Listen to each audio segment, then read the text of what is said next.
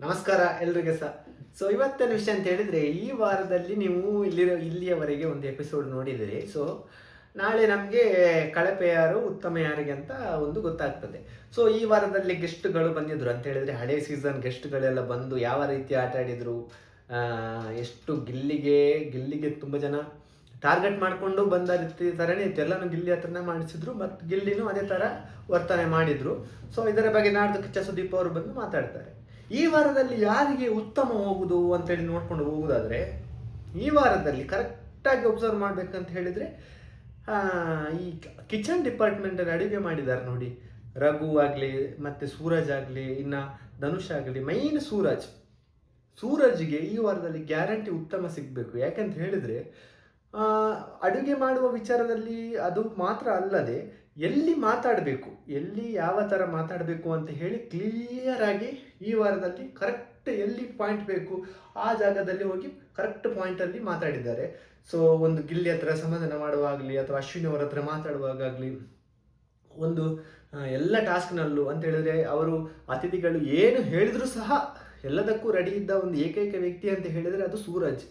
So ಹಾಗೆ ನೋಡೋದಾದರೆ ಎಲ್ಲರೂ ಈ ಮನೆಯ ಎಲ್ಲ ಕಂಟೆಸ್ಟೆಂಟ್ಗಳಿಗೂ ಸೇರಿ ಈ ವಾರದಲ್ಲಿ ಉತ್ತಮ ಸೂರಜ್ಗೆ ಕೊಟ್ಟರೆ ಒಳ್ಳೆಯದು. ಸೊ ಸೂರಜ್ಗೆ ಸಿಗುವ ಎಲ್ಲ ಸಾಧ್ಯತೆ ಇದೆ ಈ ವಾರದಲ್ಲಿ.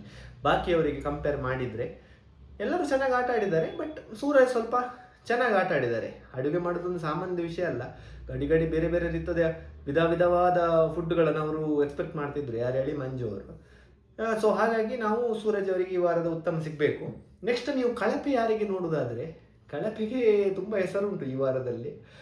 ಬಟ್ ನೀವು ಕಳಪೆಗೆ ತುಂಬ ಜನ ಒಂದು ಹೆಸರು ಹೇಳ್ತಾರೆ, ಸ್ಪಂದನ ಹಾಗೂ ಅವರ ಗ್ಯಾಂಗ್ 4 ಜನ ಇದ್ದಾರಲ್ಲ, ವೇಸ್ಟ್ ಅವರು. ಸೊ ಅವರು ಒಂದೇ ಹೆಸರು ಹೇಳೋದು, ಮಾಡು ಕಳಪೆ ಅಂತ.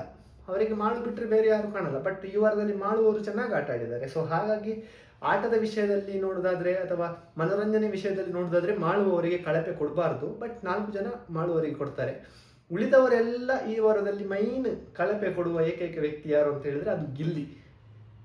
ಮನೆಯ 90% ಜನ ಈ ವಾರದ ಕಳಪೆ ಯಾರು ಅಂತ ಹೇಳಿದ್ರೆ ಅದು ಗಿಲ್ಲಿ ಅಂತ ಹೇಳ್ತಾರೆ.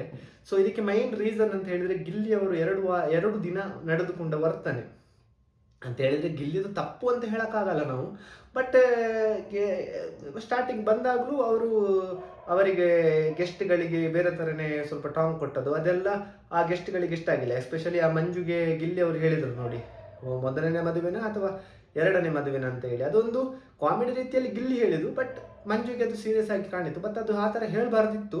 ಸೊ ಅದಾದಮೇಲೆ ಬಿಟ್ಟು ಊಟಕ್ಕೆ ಬಂದದ್ದು ಬೇರೆ ಬೇರೆ ಥರ ಅವರು ಸಹ ಕರೆಕ್ಟ್ ಇದು ಮಾಡಿದ್ದಾರೆ. ಗಿಲ್ಲಿ ಸಹ ಅವರಿಗೆ ಪ್ರತಿ ಉತ್ತರವಾಗಿ ಅವರ ಕಾಲು ಎಳ್ತಿದ್ದಾರೆ. ಸೊ ಹಾಗೆ ನೋಡೋದಾದರೆ, ಮತ್ತೆ ನೀವು ಈ ಮನೆಯ ವಿಚಾರಕ್ಕೆ ಅವರಿಗೊಂದು ಪಾಯಿಂಟ್ ಕೊಡಬೇಕಲ್ಲ ಗೆಸ್ಟ್ಗಳು. ಸೊ ಆ ಪಾಯಿಂಟನ್ನು ಅವರು ಹೇಳ್ತಿದ್ರು ಪ್ರತಿ ಸಲ, ನಿಮಗೆ ನಾನು ಈ ಪಾಯಿಂಟ್ ಕೊಡ್ತಾ ಇದ್ದೇನೆ. ಬಟ್ ಇಲ್ಲಿ ಮೈನ್ ಕಾರಣ ಗಿಲ್ಲಿ ಅವರು ಈ ಥರ ನಡೆದುಕೊಂಡಿದ್ದರೆ ನಾನು ನಿಮಗೆ ಫುಲ್ ಪಾಯಿಂಟ್ ಕೊಡ್ತಿದ್ದೆ ಅಂತ ಹೇಳಿ 5 ಜನ ಗೆಸ್ಟ್ಗಳು ಹೇಳಿದರು. ಸೊ ಹಾಗೆ ನೋಡಿ, ಮನೆಯ ಸ್ಪರ್ಧಿಗಳು ಎಲ್ಲರೂ ಸೇರಿ, ಒಂದು 2 ಜನ ಬಿಟ್ಟು ಎಲ್ಲರೂ ಸೇರಿ ಈ ವಾರದಲ್ಲಿ ಗಿಲ್ಲಿ ಕಳಪೆ ಅಂತೇಳಿ ಕಳಪೆಗೆ ಕಳಿಸ್ತಾರೆ.